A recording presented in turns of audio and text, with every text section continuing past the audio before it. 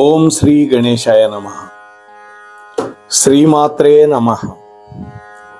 శివాయ గురవే నమః.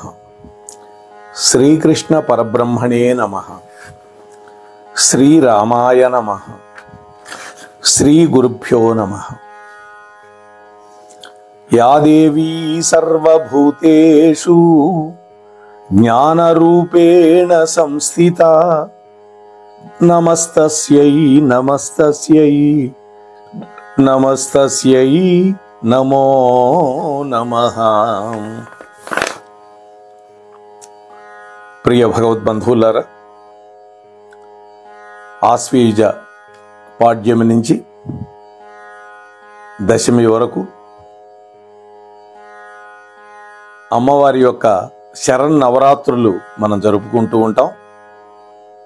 దానిలో భాగంగా ఈ సంవత్సరం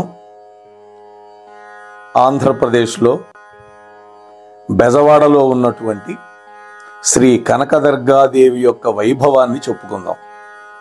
గతంలో మనం దేవి భాగవతం చెప్పుకున్నాం, ఒక 90 ఎపిసోడ్. ఈ సంవత్సరం విజయవాటిక నివాసి అయినటువంటి ఇంద్రకీలాద్రి మీద కొలువై ఉన్నటువంటి శ్రీ కనకదుర్గాదేవి యొక్క వైభవాన్ని మన మోహనవాణి ఛానల్ ద్వారా చెప్పుకునేటటువంటి అదృష్టాన్ని మనకు కలిగించారు శ్రీ అక్కునూరి సీతారామ్మోహన్ రావు గారు. ఇప్పటి వరకు ఈ ఛానల్కి ఎవరైనా సబ్స్క్రైబ్ చేయకపోతే వెంటనే చేయండి. మీతో పాటు మీ మిత్రుల చేత 4-5 చేత సబ్స్క్రైబ్ చేయించండి. విన్న తర్వాత ఒక లైక్ ఇచ్చి మీ కామెంట్ పెట్టండి. కనీసం 10 మందికి పంచండి. దానివల్ల అమ్మవారి యొక్క అనుగ్రహం బాగా లభిస్తుంది. మనం విజయవాడ కనకదుర్గమ్మ గుడి చూడని వాళ్ళు ఎవరూ ఉండరు మనలో. మనం ఆ దేవాలయంలోకి వెళ్ళినప్పుడు ఆ ముఖ మంటపం మీద పోతన గారి యొక్క పద్యం రాసి ఉంటుంది. పోతన గారు భాగవతాన్ని ఆంధ్రీకరిస్తూ ప్రార్థనలో రాసుకున్నటువంటి పద్యం. అమ్మలగన్నయమ్మ ముగురమ్మల మూలపుటమ్మ చాలా పెద్దమ్మ సురారులమ్మ కడు పారడి బుచ్చినయమ్మ తన్నులో నమ్మిన వేల్పుటమ్మల మనంబుల నుండెడియమ్మ దుర్గమాయమ్మ కృపాబ్ధి ఈవుత మహత్వ కవిత్వ పటుత్వ సంపదల్ అని పద్యం. అమ్మలగన్న అమ్మ ముగ్గురమ్మలకి మూలపుటమ్మవమ్మ నువ్వు అని దేవి భాగవతంలో త్రిమూర్తులు ముగ్గురు మణిద్వీపానికి వెళ్ళినప్పుడు వాళ్ళ ముగ్గురు మహిళలుగా మారిపోయారు. అప్పుడు అమ్మవారు ఆ ముగ్గురికి మళ్ళా రూపాలు మార్చి ఆ ముగ్గురికి 3 శక్తులను ఇచ్చింది. పార్వతీదేవిని పరమేశ్వరుడికి ఇచ్చింది, లక్ష్మీదేవిని విష్ణుమూర్తికి ఇచ్చింది, సరస్వతీదేవిని బ్రహ్మదేవుడికి ఇచ్చింది. అటువంటి ముగురమ్మలని తన నుండి పుట్టించి ఇచ్చింది. అందుకని ముగురమ్మలకి మూలపుటమ్మ అన్న. చాలా పెద్దమ్మ, ఇంత పెద్దమ్మ ఇంకెవరూ ఉండరు. అంతేకాదు సురారులమ్మ కడు పారడి బుచ్చినయమ్మ అన్నారు. అంతవరకు ఒకటే సమాసం. సురారులమ్మ అంటే ఎవరు? సురులు అంటే దేవతలు. దేవతలకి శత్రువులు ఎవరు? దానవులు, దైత్యులు. ఆ దైత్యులని కన్నటువంటి తల్లి ఎవరు? దితి. ఆ దితీదేవికి, ఆ దితి అనేటువంటి కశ్యప ప్రజాపతి భార్యకి కడుపు ఆరడి బుచ్చినయమ్మ, గర్భశోకం కలిగించింది ఈ అమ్మ. ఎందుకని? ఆమె కన్నటువంటి పుత్రులు కొంతమందిని అమ్మవారు చంపేసింది. అలాగే తన్ను లోనమ్మిన వేల్పుటమ్మల మనంబుల ఉండేడి అమ్మ అన్నది. తన్ను నమ్ముకొని ఉన్నటువంటి వేల్పుటమ్మ అంటే అదితీదేవి. ఆ అదితీదేవి మనస్సులో నిరంతరము ధ్యానించేటటువంటి అమ్మ ఎవరు? దుర్గా. అటువంటి దుర్గాదేవి మా అందరికీ అమ్మ. నిన్ను ఆరాధించటం వల్ల తల్లి కృపతోటి మాకు మహత్వమైనటువంటి కవిత్వ పటుత్వ సంపదలు మాకు అనుగ్రహించు అని ప్రార్థించాడు పోతన గారు. ఈ విధంగా ప్రతిరోజు కూడా వేలాది మంది భక్తులు, యాత్రికులు, తీర్థ ప్రజలు తరలి వస్తారు విజయవాడలో ఉన్నటువంటి ఇంద్రకీలాద్రి మీద వెలసి ఉన్నటువంటి శ్రీ కనకదుర్గమ్మ దేవిని దర్శించుకోవటానికి. ఆ తల్లిని ప్రార్థిస్తారు, పూజా పునస్కారాలతో సేవిస్తారు, భక్తి ప్రపత్తులతోటి ఆ తల్లి యొక్క ఆశీస్సులు పొందుతూ ఉన్నారు మన వాళ్ళంతా. అలాగే ప్రతి వ్యక్తి కూడా తమకి ఆయురారోగ్యాలు, అష్టైశ్వర్యాలు, భాగ్యాలు, సంతానము, సౌభాగ్యము, క్షేమం, వీటన్నిటి అభివృద్ధి కోసం యుగ యుగాలుగా తరతరాలుగా శ్రీ కనకదుర్గాదేవిని దర్శించుకుంటున్నారు. తమ యొక్క మొక్కుబడులను చెల్లించుకుంటున్నారు. 40 రోజులు దీక్ష కూడా పొందుతున్నారు చాలామంది, కనకదుర్గమ్మ దీక్ష. అలాగే ఇంద్రకీలాద్రి చుట్టూ ప్రదక్షిణాలు చేస్తున్నారు, గిరి ప్రదక్షిణం కూడా. దేవిని అనేక విధాలుగా కీర్తించి ప్రార్థించి ఆ తల్లి యొక్క అనుగ్రహాన్ని పొందుతూ ఉన్నాం మనం. ఈ ఆలయాన్ని శ్రీ దుర్గా మల్లేశ్వర స్వామివార్ల దేవాలయమని, శ్రీ దుర్గా మల్లేశ్వర స్వామివార్ల యొక్క దేవస్థానమని కీర్తిస్తూ ఉన్నారు. ప్రతి సంవత్సరం ఇక్కడ అమ్మవారికి దసరా నవరాత్రి మహోత్సవాలు అత్యంత వైభవోపేతంగా, వేడుకగా, భక్తిగా, కన్నుల పండుగగా, భక్త జనుల యొక్క హృదయ రంజకంగా జరుగుతూ ఉంటాయి. ఆ సమయంలో ఆంధ్రదేశం నుంచే కాకుండా దేశం నలుమూలల నుండి లక్షలాది యాత్రికులు, భక్తులు ఈ నవరాత్రి పర్వదినాల్లో విశేషమైన అలంకార శోభితంగా ఉండేటటువంటి ఈ జగజ్జనని దర్శించుకొని పూజించి భక్తి పారవస్యంతో పులకరించిపోతూ ఉంటారు.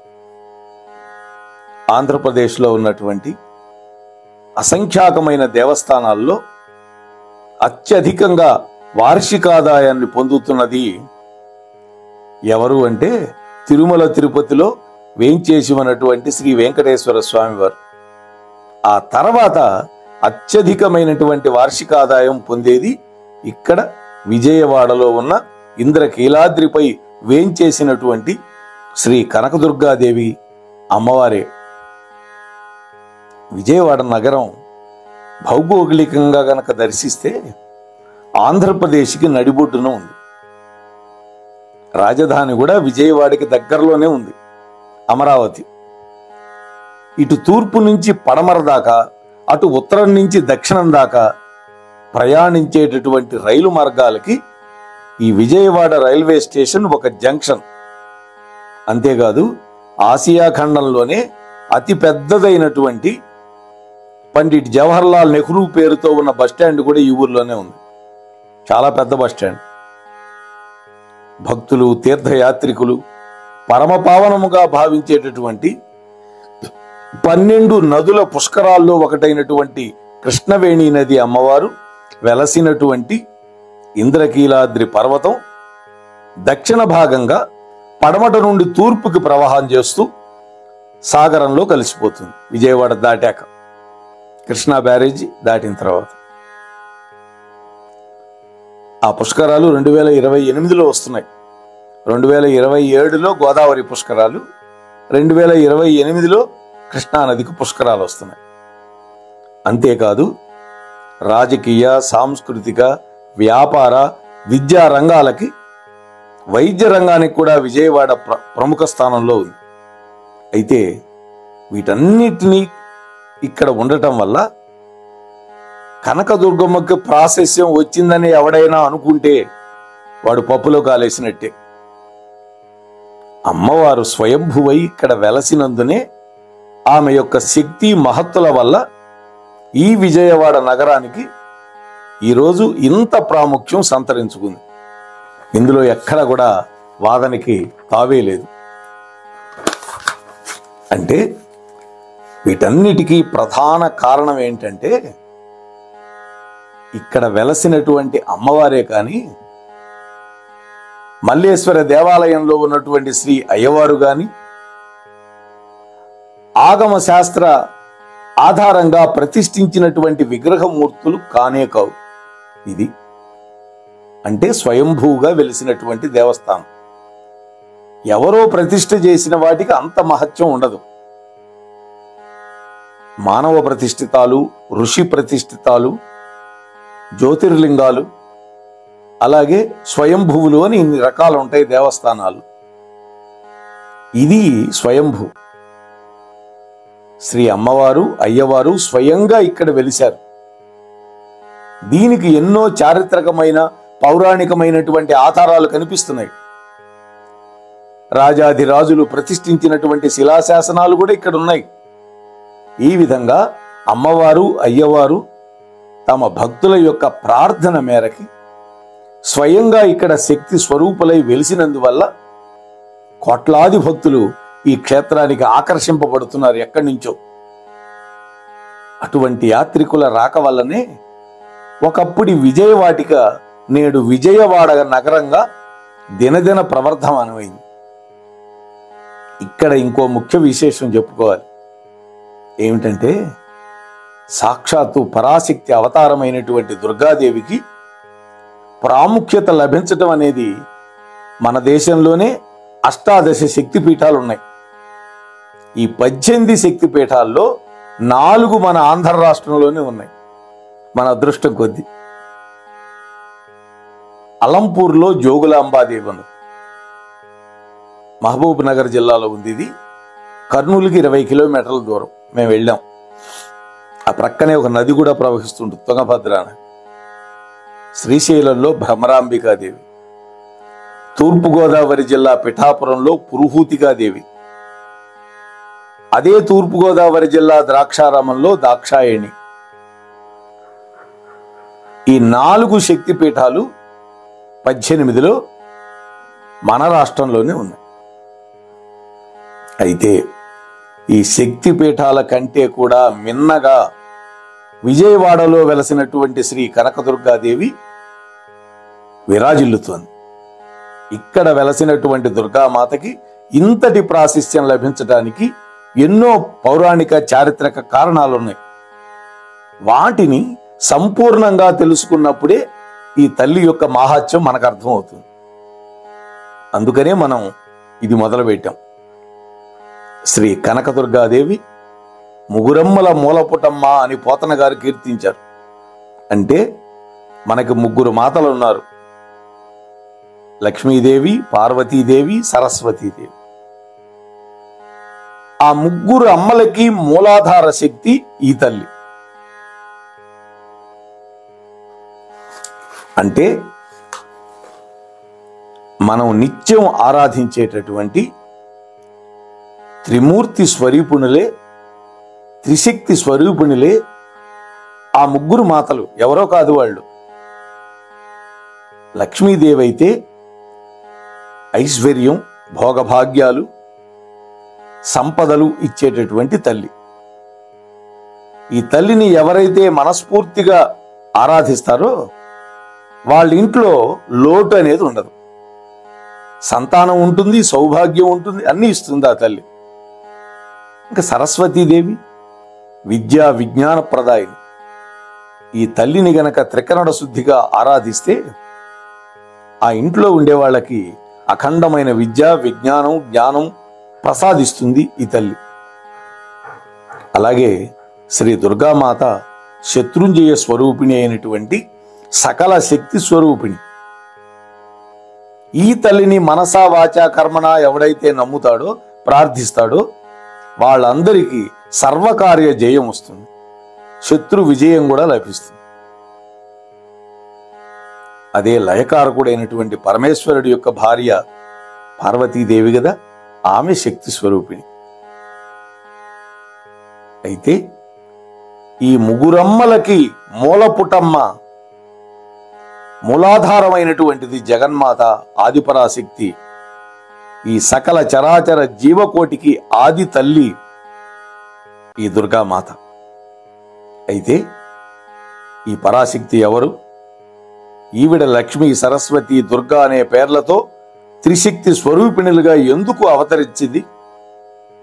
ఈ తల్లే త్రిశక్తి స్వరూపిణిగా ఒకనాడు విజయవాటికగా ప్రసిద్ధి పొందినటువంటి, నేటి విజయవాడగా పిలువబడుతున్నటువంటి ఈ నగరంలో ఇంద్రకీలాద్రి పర్వతం మీద కనకదుర్గాదేవిగా ఎందుకని అవతరించింది? అసలు ఈ పర్వతానికి ఇంద్రకీలాద్రి అనే పేరు ఎందుకు వచ్చింది? ఈ ప్రశ్నలన్నింటికీ పౌరాణికమైన, చారిత్రకమైనటువంటి గాథలు మనకు సమాధానం చెబుతాయి. ఈ అద్భుతమైనటువంటి కథనం అంతా కూడా మనం వివరంగా తెలుసుకునే ప్రయత్నం చేద్దాము మన మోహనవాణి ఛానల్ ద్వారా. ఆదిపరాశక్తి యొక్క ప్రాదుర్భావ ఘట్టం చెప్పుకుందాం. భగవద్బంధువులారా, ఈ సృష్టికి పూర్వం యుగాలు, జగములు అనేవి లేనే లేవు. యుగములు లేవు, లోకాలు లేవు. విశాలమైన విశ్వమంతా శూన్యంగా ఉంది. తేజోవంతమైనటువంటి ఒక ప్రకాశంగా ఉండేది. ఈ విశాలమైనటువంటి విశ్వ తేజో స్వరూపమే నిరాకారుడైనటువంటి పరమేశ్వరుడు. అంటే శూన్యంగా, తేజస్వరూపంగా ప్రకాశిస్తున్నటువంటి వెలుగు ఏదైతే ఉందో అది ఆ పరమాత్మ యొక్క ఆకారం గాని, అప్పటికి ఆయనకు ప్రత్యేకంగా మనం పూజించే ఆకారం కూడా లేనే లేదు. అందుకనే పరమాత్మకి నిరాకారుడు అని పేరుంది కదా. ఆ మహాశక్తి స్వరూపుడికి సృష్టి ఆరంభించాలి అనేటువంటి ఒక కోరిక కలిగింది మనస్సులో. అయితే సృష్టి ధర్మం ప్రకారం పురుషుడు కర్త అయితే ప్రకృతి క్రియాస్వరూపిణి, ఉత్పత్తికారిణి. కానీ ఆది పురుషుడికే ఒక ఆకారం లేదు కదా. అప్పటికింకా సృష్టి మొదలు కాలేదు కదా. మరి సృష్టి యొక్క ఉత్పత్తికి ప్రకృతి స్వరూపిణి అయినటువంటి స్త్రీ ఎక్కడి నుంచి దొరుకుతుంది, ఎలా లభిస్తుంది? అందువల్ల విశ్వస్వరూపుడైనటువంటి పరమేశ్వరుడు తన సంకల్పం బలంతోనే తనలో సగభాగాన్ని ప్రకృతి స్వరూపిణిగా, స్త్రీ శక్తి స్వరూపిణిగా మార్చుకున్నాడు. అట్లా తనలో అర్ధభాగాన్ని నారీ శక్తిగా మార్చుకోవడం వల్లనే ఆ తండ్రి, ఆ పరమేశ్వరుడు అర్ధనారీశ్వరుడుగా పిలువబడ్డాడు. ఆ విధంగా పరమేశ్వరుడిలో సగభాగం స్త్రీ శక్తి స్వరూపంగా మారడం వల్ల ఆ శక్తి పరమేశ్వరి అయింది. ఆవిడ తన సగభాగాన్ని వేరు చేసుకోలేదు, పరమేశ్వరుడితో కలిసి ఏకస్వరూపంగా ఉన్నది. అందువల్ల ఆ పరమేశ్వరుడి యొక్క శక్తి ఆ అమ్మవారి యొక్క ఆధీనంలోనే ఉన్నది. శక్తి ఆధీనంలోనే ఉండడం వల్ల ఆవిడికి లభించినటువంటి స్త్రీశక్తి పరుడైనటువంటి పరమేశ్వరుడి నుండి ఆ రూపం లభించింది కావడం వల్ల ఆ తల్లి పరాశక్తి అయింది. చూడండి, అంటే ఈవిడ స్త్రీశక్తి స్వరూపిణి, ప్రకృతి స్వరూపిణి, అంతేకాదు ఉత్పత్తికారిణి అయినప్పటికీ ఈ తల్లికి ఈ శక్తి సహజంగాను అర్ధనారీశ్వరిగానే కాకుండా మిగతా సగభాగమైనటువంటి పరమేశ్వరుడి యొక్క శక్తియే ఈమె యొక్క శక్తికి కారణం, ఆధారం. అందువల్ల ఈవిడని పరాశక్తి అన్నాం. ఈ విధంగా పరమేశ్వరుడు తన యొక్క విరాట్ స్వరూపంలో సగభాగాన్ని స్త్రీ రూపంలోకి మార్చుకున్నాడు. తన సంకల్పం చేత ఆమెకి సృష్టి కార్యాన్ని ఒప్పగించాడు. ఆ విధంగా పరమేశ్వర పురుష సంయోగంతో స్త్రీ శక్తికి స్వరూపం చేరినప్పుడు వారి యొక్క స్వేదము నుండి మహాజలం ముందుగా పుట్టింది. స్వేద జలం అంటే చెమట. ఆ జలంలో ఆ స్త్రీ పురుషుల యొక్క సంకల్ప శక్తి వల్ల విష్ణుమూర్తి పుట్టాడు ముందు. ఆ విష్ణువు పుట్టుకతోనే 4 భుజాలతో పుట్టాడు. అతడు నివసించడానికి ఈ అనంతమైనటువంటి జలరాశిలో ఆదిశేషుడు ప్రభవించాడు. విష్ణువు ఆ ఆదిశేషుడి మీద పవ్వళించి తానెవరో, తన పుట్టుకకి కారణం కారకులు ఎవరో తెలుసుకోవడానికి చుట్టూతా చూశాడు.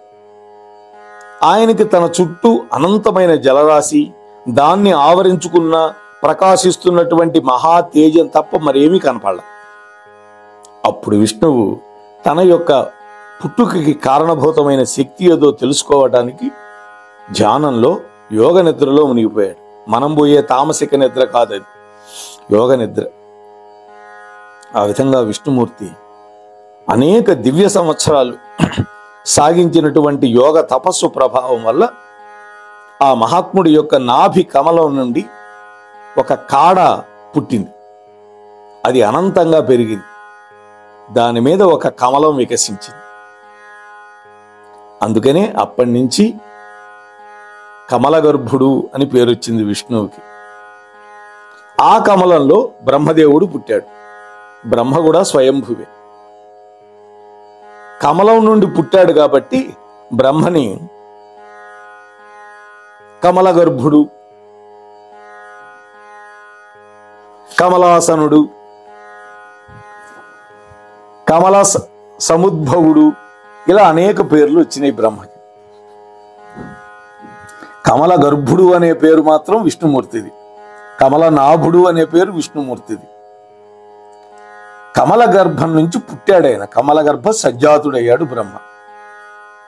అదేవిధంగా ఆదిపరాశక్తి యొక్క సంకల్పం చేత ఆమె నుండి ఉద్భవించాడు కాబట్టి వాళ్ళిద్దరికీ మూలకారకుడు పరమేశ్వరుడు కాబట్టి ఇద్దరు కూడా సోదరి సోదరుల వరస అవుతారు కాబట్టి పరాశక్తిని విష్ణు సహోదరిగా కీర్తిస్తూ ఉన్నాం మనం. ఎంత ఆనందం కలుగుతుందోట ఆ తల్లికి విష్ణు సహోదరి అనగానే. ఈ విధంగా బ్రహ్మదేవుడు, విష్ణుమూర్తి అనేక వేల సంవత్సరాల పాటు తపస్సు చేసిన తర్వాత ఆదిపరాశక్తి అష్టభుజాలతోటి అనేక శక్తి ఆయుధాలతోటి బ్రహ్మాండమైన తేజస్సుతోటి సాకారంగా వాళ్ళ ముందు ప్రత్యక్షమైంది. అమ్మవారు ప్రత్యక్షమైంది. అలా ప్రత్యక్షమైనటువంటి ఆ తల్లి మాట్లాడుతోంది. వాళ్ళిద్దరికీ చెప్పింది, బ్రహ్మకి విష్ణుమూర్తికి. ఈ విశ్వ విరాట్ మహాస్వరూపుడే సృష్టి, స్థితి, లయ ఈ మూడింటికి కారణభూతుడైనటువంటి ఆదిపురుషుడు పరమేశ్వరుడు.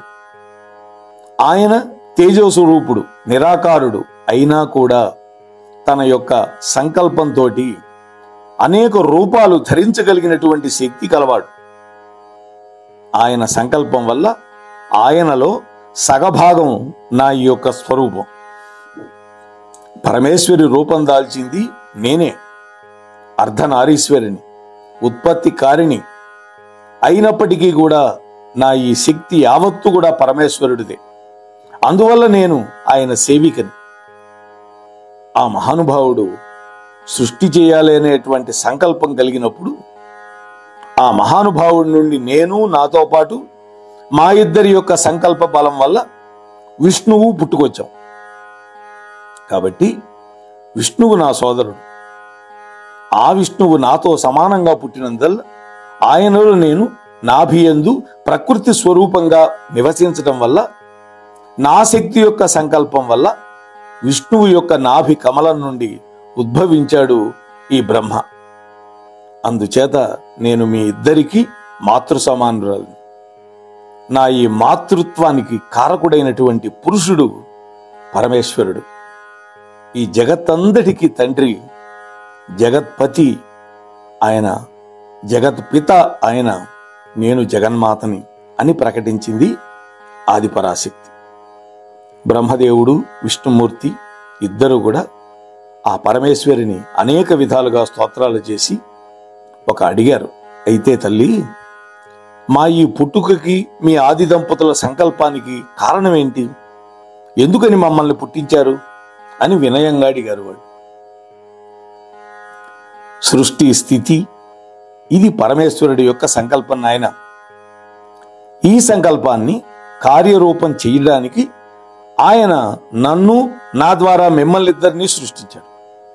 ఓ బ్రహ్మ, నీకు సృష్టి కార్యాన్ని, అందుకు అవసరమైనటువంటి శక్తి సామర్థ్యాలన్నీ ప్రసాదిస్తున్నాను. ఆకాశం, అగ్ని, వాయువు, నీరు, పృథ్వీ, ఈ 5 కూడా పంచభూతాలు. వీటితో పాటు లోకాలు, సముద్రాలు, పర్వతాలు, సూర్యచంద్రులు, నక్షత్రాలు, ఆయా లోకాల్లో నివసించడానికి అవసరమైనటువంటి సమస్త జీవజాలాన్ని సృష్టించేటటువంటి కార్యభారం నీకు అప్పగిస్తున్నాను. ఇక నుండి నీవు సృష్టికర్తగా పిలువబడతావు అని ఆదిశక్తి చెప్పగానే బ్రహ్మ సంతోషపడి వినమ్రతతో నమస్కారం చేసి, అమ్మా, మీ సంకల్పాన్ని నా శక్తి మేరకు నెరవేర్చే ప్రయత్నం చేస్తాను అని అన్న. వెంటనే విష్ణుమూర్తిని చెప్పింది, విష్ణు, స్థితి కార్యభారం నీది. బ్రహ్మదేవుడు సృష్టించినటువంటి చరాచర జగత్తంతటిని పోషించి వృద్ధి పొందించటం నీ బాధ్యత. ఇటువంటి కార్యానికి అవసరమైనటువంటి స్థితి శక్తిని నీకు ఇస్తున్నాను. ఇక నుండి నీవు స్థితికారకుడుగా పిలువబడతావు. సమస్త సృష్టిని రక్షించే భారం కూడా నీదే. అయినప్పటికీ అవసరాన్ని బట్టి నేను ప్రత్యక్షమై నీకు సహకారం ఇస్తాను. మీ ఇద్దరి సృష్టి, స్థితి, కర్తవ్యాలని నేను పర్యవేక్షిస్తూ ఉంటాను అని ఆ ఆదిశక్తి చెప్పగానే విష్ణుమూర్తి 2 చేతులు జోడించి, సంతోషం సోదరి, నీ ఆదేశానుసారం నా కర్తవ్యాన్ని నిరంతరాయంగా నెరవేరుస్తూ ఉంటాను అని విన్నవించాడు. ఆదిపరాశక్తి వాళ్ళిద్దరికీ శుభాకాంక్షలు చెప్పింది. వాళ్ళిద్దరూ ఆ దేవిని కీర్తిస్తూ అనేక విధాలుగా జయఘోషలు చేసుకుంటూ, గానాలు చేసుకుంటూ ఉన్నారు. అప్పుడు ఆ జగన్మాత వాళ్ళిద్దరిని ఆశీర్వదించి అక్కడి నుంచి అంతర్ధానం అయిపోయింది. మరి జగన్మాత అంతర్ధానం అయిన తర్వాత బ్రహ్మదేవుడు ఏ విధంగా సృష్టించాడు, మరి విష్ణుమూర్తి ఆ సృష్టిని ఏ విధంగా రక్షించే ప్రయత్నం చేశాడు, తదితర విశేషాలని ఆ జగన్మాత యొక్క కృపతోటి రేపటి రోజు మీతో విన్నవించే ప్రయత్నం చేస్తాను. అంతవరకు స్వస్తి సర్వేషాం. మన కార్యక్రమాలు నచ్చితే ఒక లైక్ చేయండి, మాకు ఎంతో ఎంకరేజ్మెంట్గా ఉంటుంది. అలాగే కామెంట్ చేయండి. కామెంట్ చేస్తే మేము మంచి క్వాలిటీ కంటెంట్ అందించడానికి దోహదపడుతుంది. ఆడియోస్ని షేర్ చేయండి. ఆడియోని షేర్ చేస్తే మన ఛానల్ అభివృద్ధి చెందడానికి ఉపయోగపడుతుంది. ఇంతవరకు మన కార్యక్రమాన్ని చూస్తూ ఎంజాయ్ చేస్తున్నట్లయితే, ఒకవేళ సబ్స్క్రిప్షన్ కనుక చేయలేకపోతే ఇప్పుడే ఈ క్షణమే సబ్స్క్రైబ్ చేసుకుని ఆ పక్క నుండి బెల్ బటన్ మోగించండి. వినండి, వినిపించండి, వింటూనే ఉండండి. మోహనవాణి తెలుగు పోడ్కాస్ట్.